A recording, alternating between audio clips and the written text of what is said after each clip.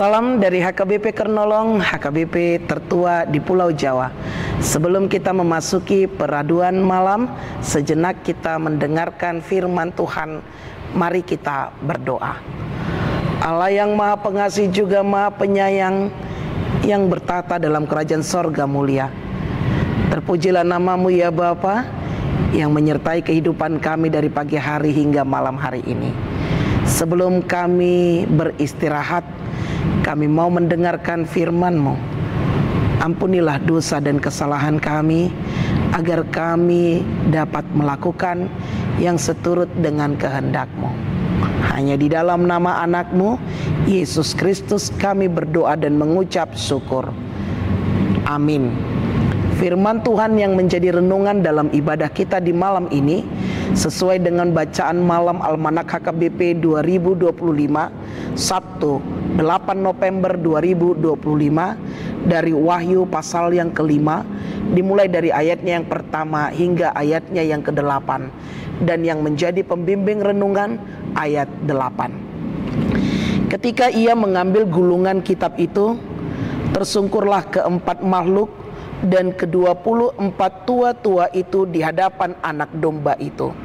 Masing-masing memegang satu kecapi dan satu cawan emas penuh dengan kemenyan.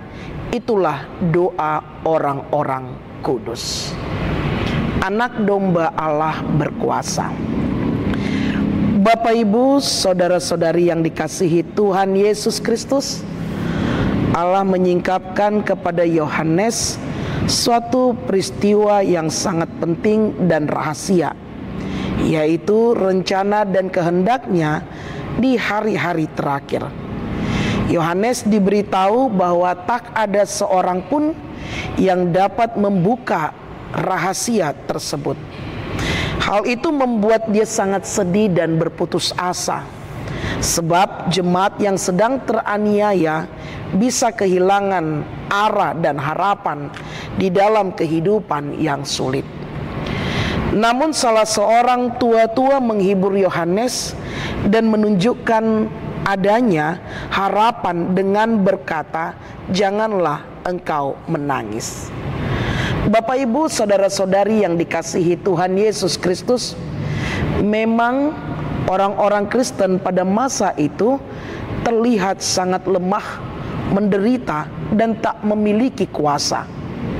Tetapi sejatinya apa yang tampak di luar tidak selalu mewakili kenyataan. Seperti Kristus yang mereka sembah, sekalipun terlihat seperti domba lemah dan tersembelih, ia bertanduk 7 dan bermata 7, yang artinya ia berkuasa dan mengetahui secara sempurna. Dan ini adalah gambaran yang menjadi pengharapan orang percaya. Kekuasaan sejati bukanlah berada di tangan para penguasa dunia, sebab mereka tidak memiliki kuasa perihal apapun yang terjadi di akhir zaman.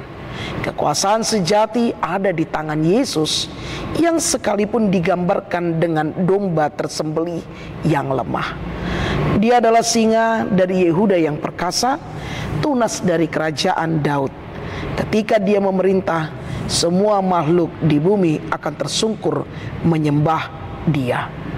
Bapak, Ibu, saudara-saudari yang dikasihi Tuhan Yesus Kristus, kerap kali kita harus berhadapan dengan orang-orang yang jauh lebih berkuasa, yang kadang begitu jahat dan tidak adil. Pada saat seperti ini, kita merasa lemah dan tak berdaya, bahkan kehilangan harapan. Di saat itulah kita perlu mengingat bahwa di dalam orang-orang tersebut bukanlah Tuhan yang berkuasa, dan mereka tidak melihat akan kehidupan secara sempurna. Dan suatu saat nanti mereka akan berhadapan dengan Sang Penguasa sejati.